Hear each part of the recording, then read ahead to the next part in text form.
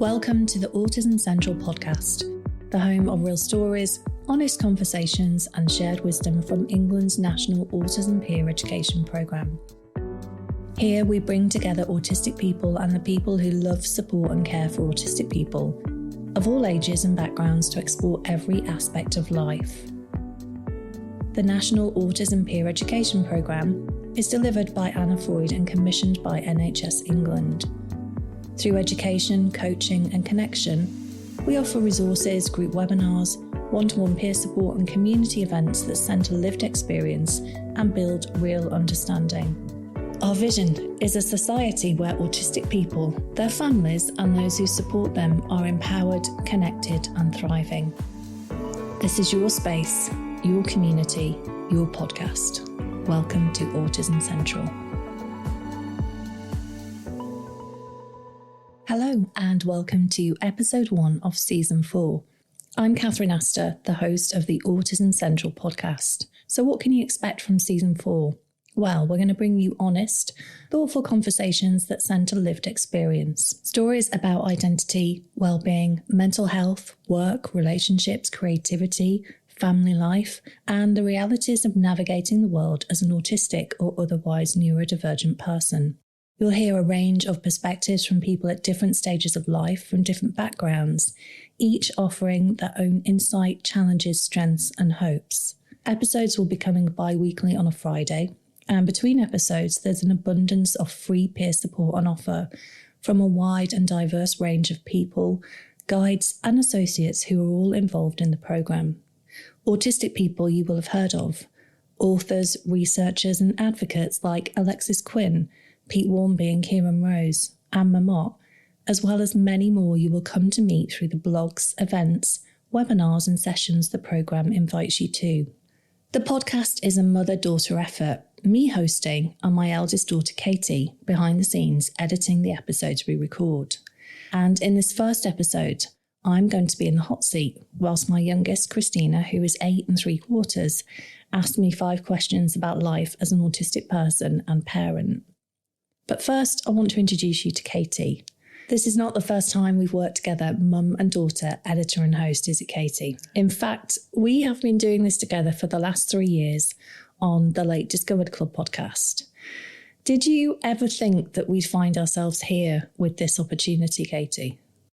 No, I didn't, actually. It's been really nice to create what we did over the past couple of years, but to then now be a part of the NHS programme is just a brilliant opportunity. With our podcast, we got the opportunity to help autistic people and share stories, but with this, it means we can reach so many new people and support carers, parents, as well as autistic people themselves. So it feels like, we did some good work ourselves and did what we could, but we've got this opportunity to reach this larger audience and all these resources and more people, more guests that we'll be able to access, and it just feels like we can better help the community that we started with in the first place. What's one thing that you love about being a mother-daughter podcasting team? I think it differs from the other work that I've done. So I'm on a degree at the moment, broadcast media at Leeds Beckett. And in that I've done some hosting myself on some live TV programmes and some podcasting. But working with you is so different because I know you so well. So usually, especially you'll know this, when you interview a stranger, you don't really know what they're going to say. You don't know the patterns of speech. You don't know what they like, what they don't like. So you're sort of answering a brief and then taking feedback. Whereas when I'm working with you, I know what you meant to say, or I know when you stop and start, this is what you need, this is what you want. And I just know what it's like predictable, but in a good way, because I know you so well. obviously you being my mother, and I've known you for 24 years. It's a different sort of brief to answer, I guess. It's just really nice because I get to support you doing this, and you get to record in a way that suits you, and I get to support you in that. Yeah, and I think that's really important, is there's an accommodation in there, isn't there, in itself, in working with somebody who understands your speech challenges, the struggles that you might have behind the scenes, and we get each other, don't we? And I really love working with you. I really do. And you've touched on there that you are a Year 2 student studying broadcast media. Is there anything else you want to tell us or tell the audience about you? Because you're going to be behind the scenes on this podcast after this episode, editing away, bringing these episodes to our listeners. I'm really enjoying the work that we've done over the past few years, and it has inspired me to then go on and study. It was sort of a domino effect for me. So I'm on the second year of my degree now, and within that I basically just get to create things all the time. There's no exams, it's all practical. I get to just hands-on make things, animations, podcasts, films, music videos. I get free reign with all this equipment, and it's absolutely brilliant. But it has taken me a while to get there. I am a mature student. I'm 24. And it's only now that I feel ready and able to throw myself into a degree like this and get the most out of it. And I think I tried to say something about that, given it is for parents and carers too, this podcast, that there's not one way to do things, and that actually having the freedom and time when I was younger to explore different things and not follow a trajectory has now enabled me to be a part of opportunities like this, and opportunities like my degree, and I'm able to study abroad like I will be next year, and do this as well. I think I'm just really grateful to be a part of it, and to everyone that has shared their stories and that will share their stories with you. Just know that I'm there and I'm listening, and I'm also learning, and I'm also grateful, and I just want you to know that I'm there too, and I'm really grateful. And it's interesting because we host and edit in our own home, don't we? So I will do the interview, and then it goes to you to do the editing. And I remember over the last couple of years, so many times when you've come out of your bedroom, you've had your headphones on, you've been listening to the story for the first time, and you've been in tears, or you've been overcome with emotion at the story that you've heard and how much it's touched you. And that's the thing, isn't it? I think that for the people who are listening to this podcast, you're too going to have that experience, because you're going to hear people's stories and experiences for the first time too, just like Caty does, just like I do. And it's incredible, isn't it, how much our stories, hearing ourselves in somebody else's story or experience, of how much that can really move us. And I think that is the power of our stories. That's the power of podcasting. And you mentioned there that we've known each other for 24 years. So I have been a parent for 24 years. And I know that this podcast matters and that it's needed. I know it will be a lifeline to parents and carers and supporters out there. It's safe to say we are a multiply neurodivergent family. Caty, you call it our little ecosystem, don't you? What do you mean by that? I mean that we all have different needs, but we all have the same underlying need to be accommodated. So even though we all need different things at different times, that also means we're able to support each other, because when some of us need loud and some of us need quiet, there's three of us there. So we can pass the ball, can't we, and support each other in that way. Exactly that. We all have different needs and strengths and struggles, don't we? And we have created ways to accommodate all those very differing and often very contrasting needs. And it means, doesn't it, building values of kindness and compassion and curiosity, I think, is the word in all of this. Being curious and being kind and being compassionate. I'm autistic, and I also identify with ADHD and dyspraxia. Most of the time, I simply describe myself as being multiply neurodivergent, because they're all woven together in how I experience the world, and because trying to separate out each element sometimes feels like too much of a demand. I almost always hear, "But you don't look autistic, Catherine." And I often don't have the energy or the inclination anymore to explain. I've learned more and more that actually I don't need to explain. However, for anyone who does want to better understand, I often direct them to my podcast, or I will tell them to read my book. And for many of the parents and carers who are listening to this podcast, you will have a whole range of supportive things to be able to direct people to, of saying, read this blog, read this article, listen to this podcast episode, come and join this session.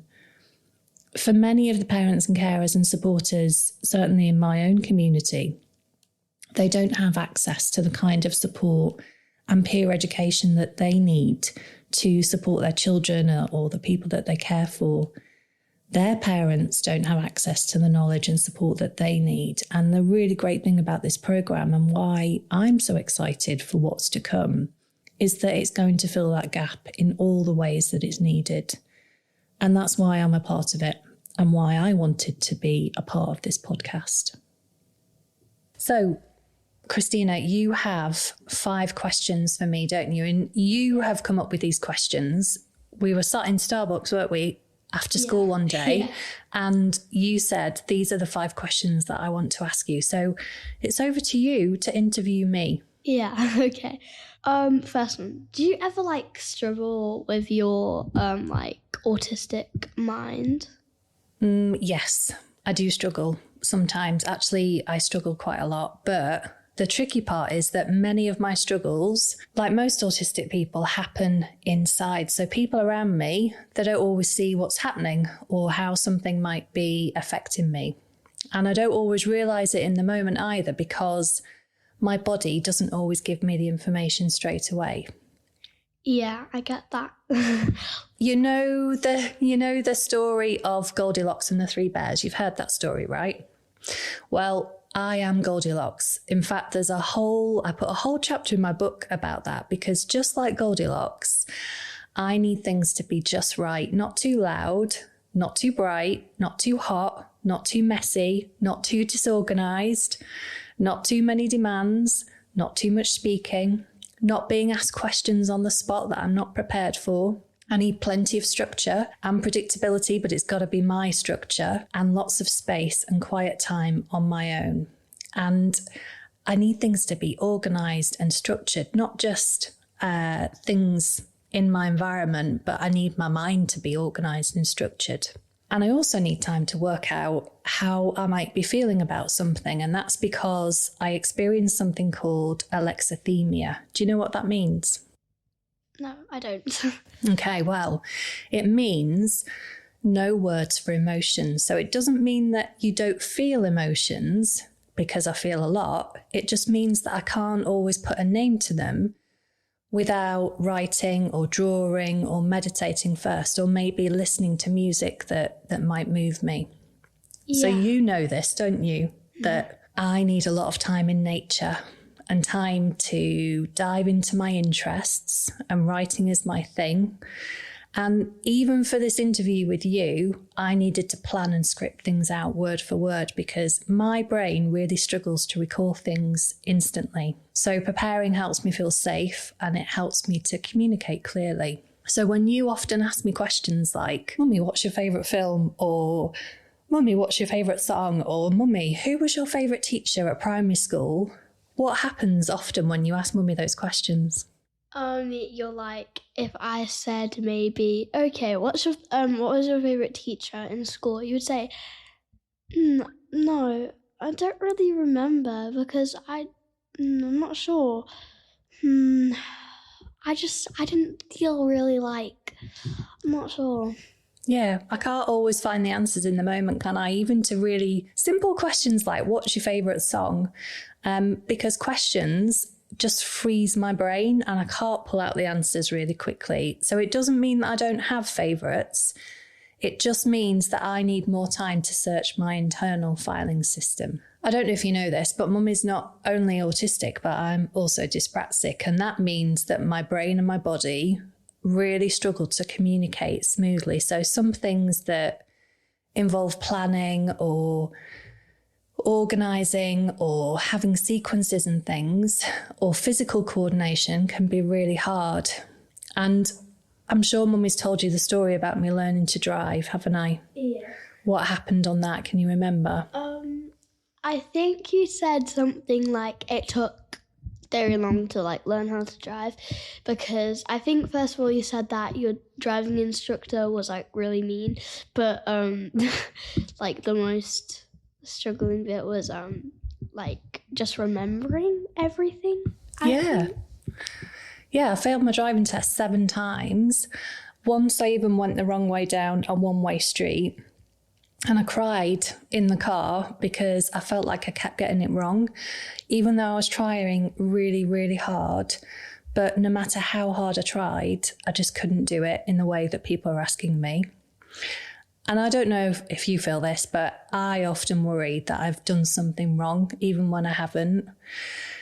And on top of that, my head is always full of ideas. I imagine that my brain is just lit up with all those neurons all the time. And that means that I get bored really easily. I have to do new things. I have to do things my own way. So when you're like Goldilocks and you need the world to just be right in all the ways that your brain and your body needs it to be, it's no wonder that the world can get a bit too much sometimes. So that's why Mummy works for herself, so that I can make sure that as much as I can, that my world and my environment works just for me. And I think about all the extra energy that I must have to put in every day just to show up to support all of those struggles. And when it does get too much for me, I take myself into a quiet space alone, and I often cry a lot, and that always helps, or I write out what I'm feeling, and that helps too. And when I was little, when I was your age, I would go and hide under my bed, or I would go to the park and I'd sit under a tree. But we're all different. And other autistic people, they might respond in other ways when they feel overwhelmed. Yeah. So one of the things that I did when I was writing my book was I thought about all the things that help me and that help other autistic people feel happy and soothed, and to help them tune into themselves. And I came up with these 12 S's that I called the frequency circle. And you can't cheat. I don't know where my book is, or it's on the table. You can't cheat by looking at it. But there's 12 S's in the circle. So they all begin with S. And they're all things that are really important to us. Things like structure and space and sensory soothers and having a specific interest. Can you think of another S, Kristina, that might be in my frequency circle? Things that help us when we're autistic, that we need. I'm not very sure, actually, because I'm not sure. Maybe. What were we talking about earlier that begins with S that you'll be doing tonight and every night? Oh, sleeping. Yes, sleep is one of those in there. So one of the things that helps us with our struggles is understanding what they are and working out what our strengths are too, not just our struggles, and working out what we need, what adaptations we need, what accommodations or supports we might need, because that's something we all deserve, isn't it? To know, not just to understand ourselves, but for others to understand us too, and for other people to support us. What was it like as a kid being autistic, even though you didn't know? Yeah, as a child, I did not know that I was autistic, even though I was autistic, but I didn't know. So I didn't have any kind of language or understanding for why the world felt harder for me than what it seemed for other kids. So Mummy grew up in the 1980s, and that was a time when we didn't really know a lot about autism. I didn't know any autistic people. I didn't have any autistic role models. Nobody ever told me what autism was. So my struggles were missed, and I slipped under the radar, and a lot of my difficulties were misunderstood. So what I did as a kid when I was thinking about this was I learned to copy what other children did. So how they played, how they talked, and I found ways around the things that I found really hard. So things like scripting what I wanted to say where I could, or staying quiet and not saying anything at all, or creating my own language up until I was about 6. And that's what we would call masking, but I didn't know the word for it. When I think back, I think it must have been absolutely exhausting. I got bullied quite a lot. I didn't know why. I struggled with friendships. I had lots of accidents and broken bones. And I had something called epilepsy, which made me have seizures when I was little. And I had problems with my speech and with my ears. And we know now that autism and epilepsy in girls is more likely than if you're not autistic and not a girl. And I was thinking about school about this question, Kristina, because I always did really well at school, but no matter how hard I tried, maths and science were so hard for me, and they still are now. And we had an athletic stadium near our house, so I did lots of running from a young age, which I always loved. And Nanny was a brilliant swimmer, so she'd take me and my sisters to the local pool, and I loved being in the water. And I did all this running, but I didn't know that I had a hip condition and a bendy body. So running was probably the worst thing I could have done. I had to have lots of operations before you were born and when you were younger, and that's why I had to have my hip replaced when you were little, when you were in reception. And I remember looking at the trees and how much I loved the trees and listening to my Walkman. Do you know what a Walkman is? I'm pretty sure I don't know what that is. Yeah, a Walkman is, we used to have these cassettes and we'd plug it into our Walkman and put our headphones on and listen to music. So I think when I look back at being a child and not knowing I was autistic, I think it must have been really confusing and overwhelming and probably quite lonely at times, because I didn't have the words to explain why I felt the world so deeply and why things were so overwhelmingly hard and why I struggled with my health and things like that. And when I was little, we didn't have quiet spaces like you do to retreat at school. We didn't have things like ear defenders or people who understood. There's a lot of being extra gentle and extra kind and extra compassionate to myself now that I do know this about myself. Wow, that must have been hard. Like if I compared it to my school life, it would be quite different. Yeah, you must have really struggled. What things do you think you are really good at because you are autistic? Yeah, I think I'm good at lots of things because I'm autistic. And now I know that, it means that I can spend more time doing those things that I am good at and the things that I enjoy. So I thought I'd share my list. But before I do, I thought I'd ask you to see if we get the same answers. What do you think Mum is really good at? I think you are really good at art because you just love nature and you're such a calm, lovely, kind person. I just think you're just a lovely person, and I think you really take the world in, the nature, the love, I just think you express that with your art, your feelings. When I came home yesterday and saw your art, I was like, wow, that looks better than David Hockney's best painting ever. Oh, wow. Thank you, Kristina. Yeah, so art and creativity are definitely things that I really enjoy. And I think that being autistic means that I can go into a really deep focus. So when I am into something, I'm really into something. And I like to think of it as putting on my diving suit and diving into the ocean and diving on the seabed and collecting all of these nice things and then bringing them back to the surface. And I love researching, writing, painting. I just love being creative. And I make lots of connections between things that might seem unrelated to other people, but for me, I see lots of connections and patterns and themes and things. Do you notice that? Yeah. Like, I can tell you really like art. Because, like I said, most days I come in from school and see like this new big like art piece, which is amazing, and like, wow, she must really take this seriously. She must really like this. And I've sometimes joined in. I've made posters for me and Katy. Very pretty. But yeah, I think you just are really good at art. And that's something we can share together, isn't it? An interest we can share together.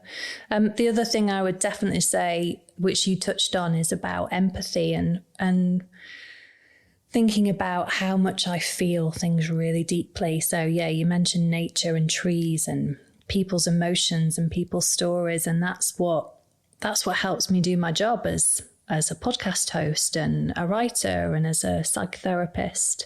Yeah.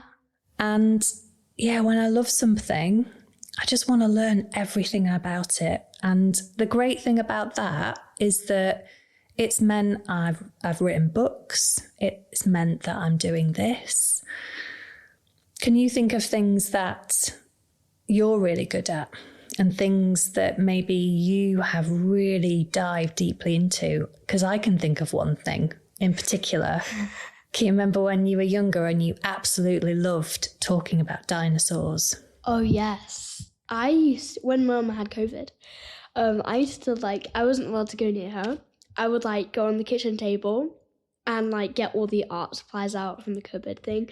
And I would just fill the whole table up and put cute little designs, stars, love hearts, and put millions of thousands of years ago, these majestic, I obviously didn't say that, but dinosaurs lived and roamed on the Earth. But then one day, an asteroid came and hit them and killed them.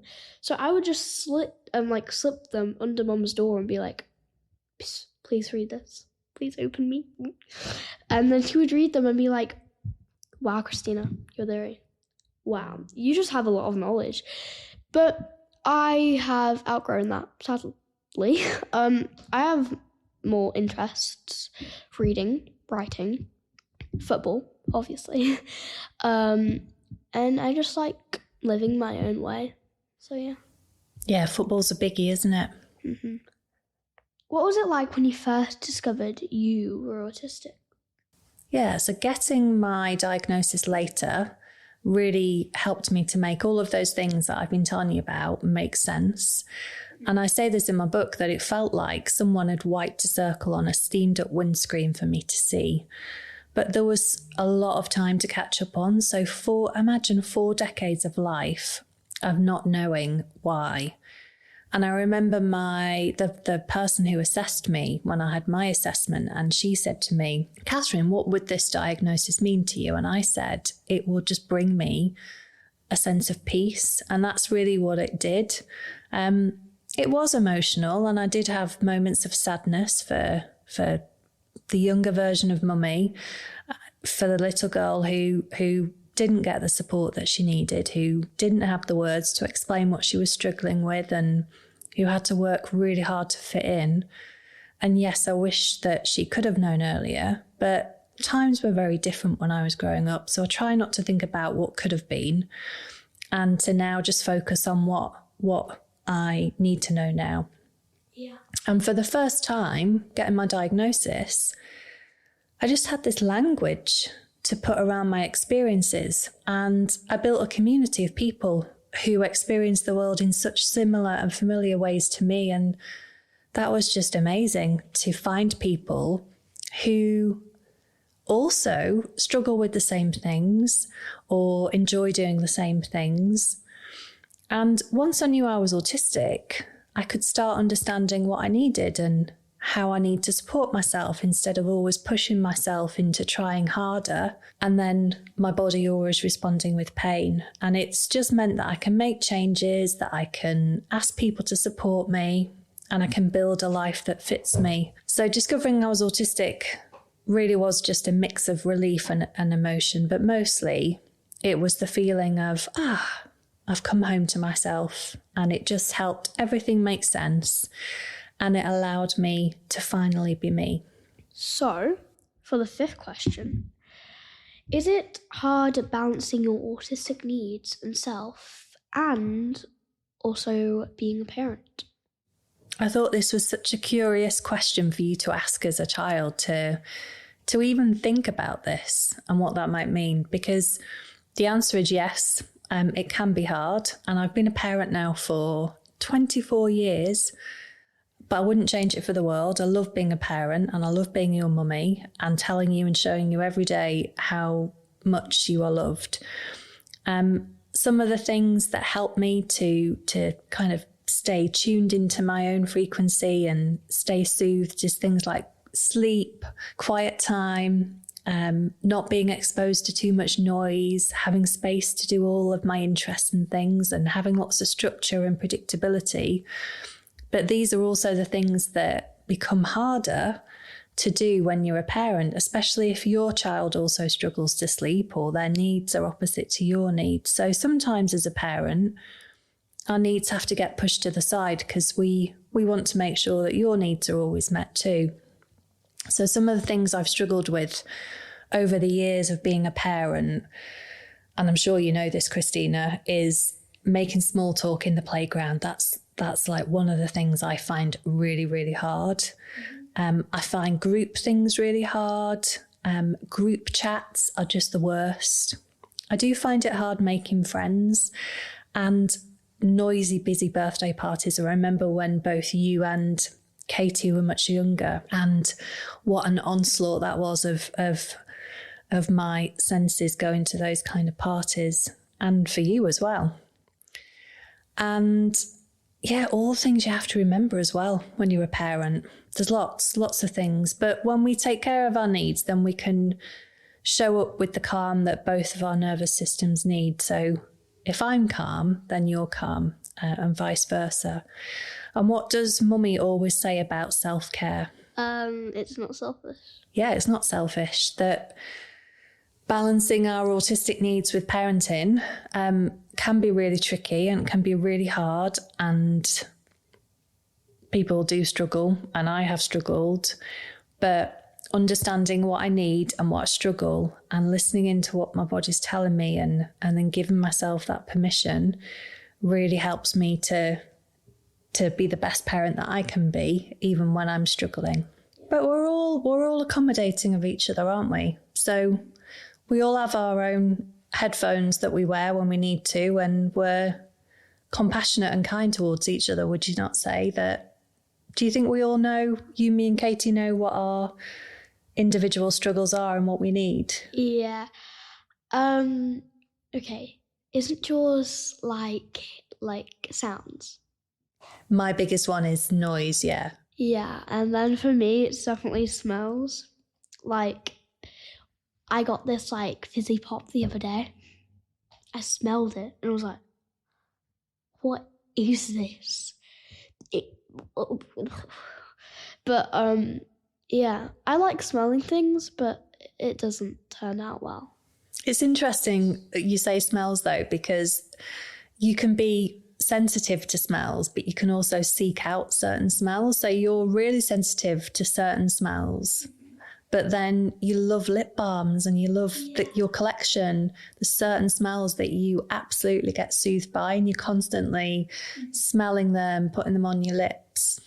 Is there anything else we want to finish with? Anything else we want to add that we've not said? I was thinking about this the other night.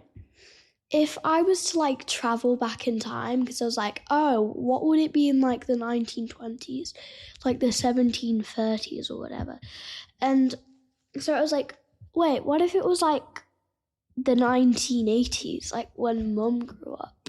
So I was like, if I was to meet her right now, I would probably say, like, hey, I'm your daughter from the future. Obviously, you would freak out. But I think I'm like some person who just teleported in front of you. But I'd probably say something like this. You would grow into an independent woman who is very successful, and you will become an author, and my mum, and grow into a kind, empathetic, amazing, curious grown-up. Yeah, I think if you teleported yourself back to 1987, Kristina, when I was the same age that you are now, and you came and said all those things to me, I'm not sure I would have believed it. Yeah. If you'd have told me that that's what would have happened. But I think you would have given me lots of hope, actually. And I remember growing up and wanting to be a journalist and wanting to tell stories and then wanting to be a psychologist, and I've just been fascinated with people's stories. So if you'd have told me I was going to be an author, that would have made me very happy. So final bit before we say goodbye to listeners here. There's lots of parents and people who care for autistic people and autistic people themselves listening to this podcast. What would you want to say to a parent of an autistic child right now? If you just go up to your child and sit with them for a minute or two and ask what they would really like to do, what they love, and then you could maybe have like a fun day. You could spend time with your child. You could like find their interests, and it would just be like you need quality time. And when you're like balancing hard times, the only thing you really need is someone with you and love. Because when you have that, you feel like you're the strongest person in the world. You need to be seen and loved, don't you? And you were talking there about interests and making sure that you take notice of what your child's interested in. And there's probably so much more we could share with you in this episode, but hopefully you now have a bit more of a sense of who we are and what to expect going forwards with me as the host, rather than being in the hot seat going forwards. I'm so grateful you're here listening, and I hope you'll stay with the podcast as we step into this next era together. I can't wait for you to meet the voices, insights and perspectives that are coming your way. Here's to a new season and to everything we'll learn along the journey together. Make sure you're subscribed to the newsletter. We've put the link in the episode description, and go follow the podcast on whatever platform you listen on. That way you automatically know when new episodes have dropped. Share episodes, rate and review them. We'd love to hear your feedback. If any of the topics mentioned in today's episode are of special interest to you and you'd like to discuss this further, you can book a one-to-one session with a peer guide on our website at www.autismcentral.org.uk. Autism Central would encourage listeners to do their own research and make informed decisions about any strategies or equipment mentioned in this podcast. Any advice or suggestions given by a guest or peer educator do not replace or substitute advice received from direct consultation with a qualified professional. The Autism Central podcast is produced by Autism Central and is the copyright of NHS England. Thank you for listening. See you next time.